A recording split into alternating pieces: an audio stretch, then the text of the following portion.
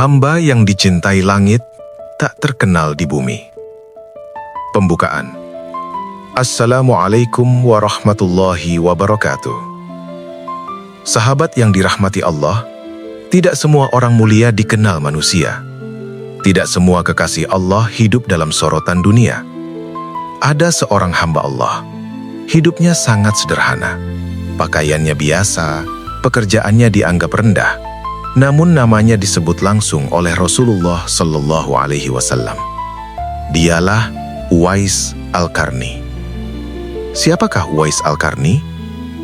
Uwais Al-Qarni adalah seorang tabi'in dari Yaman. Ia hidup di masa Rasulullah Sallallahu Alaihi Wasallam. Namun ia tidak pernah bertemu langsung dengan Nabi.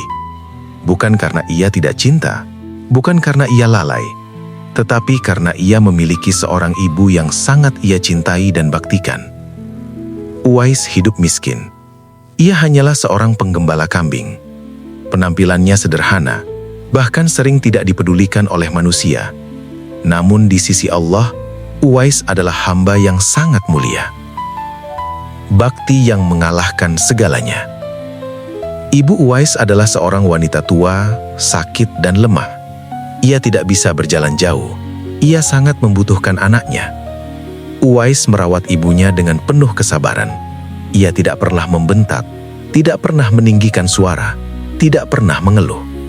Ia tahu satu perkara besar dalam hidupnya, ridho Allah terletak pada ridho orang tua. Uwais sangat ingin bertemu Rasulullah Sallallahu Alaihi Wasallam. Ia ingin melihat wajah Nabi yang mulia, ingin duduk di majelis beliau, ingin mendengar langsung suara dakwah dari lisan Rasulullah Sallallahu Alaihi Wasallam. Namun, ia lebih memilih tetap bersama ibunya. Pengorbanan yang luar biasa.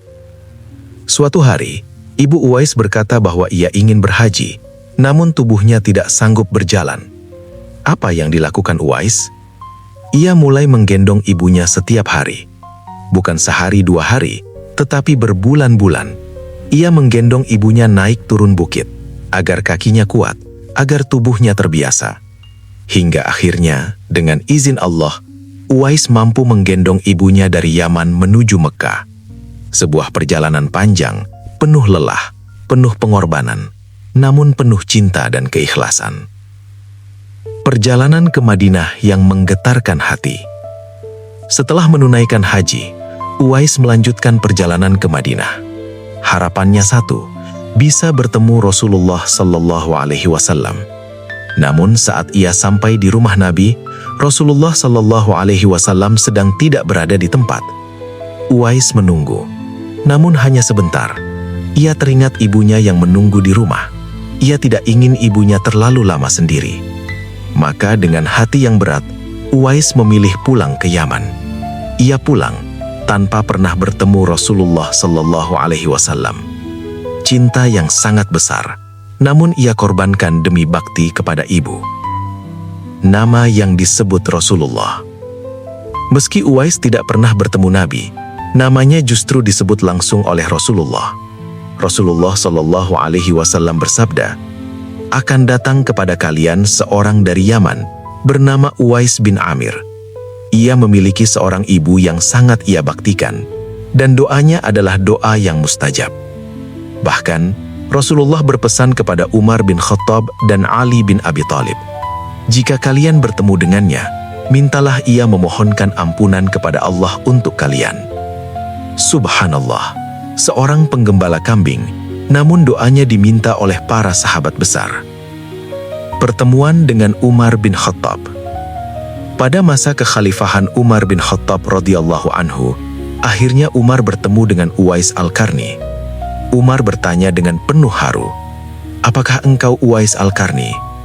Uwais menjawab dengan rendah hati, "Aku hanyalah hamba Allah yang biasa."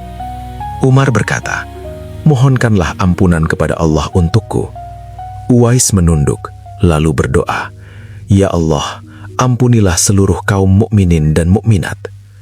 Ia tidak menyebut namanya sendiri. Ia lebih mementingkan umat daripada dirinya. Hidup dalam kesunyian dan keikhlasan. Uwais Al-Qarni tidak ingin terkenal. Ia menghindari pujian manusia. Ia menyembunyikan amalnya. Ia berkata, cukuplah Allah yang mengetahui siapa diriku. Malamnya diisi dengan sholat dan tangisan, siangnya diisi dengan kerja dan kesabaran.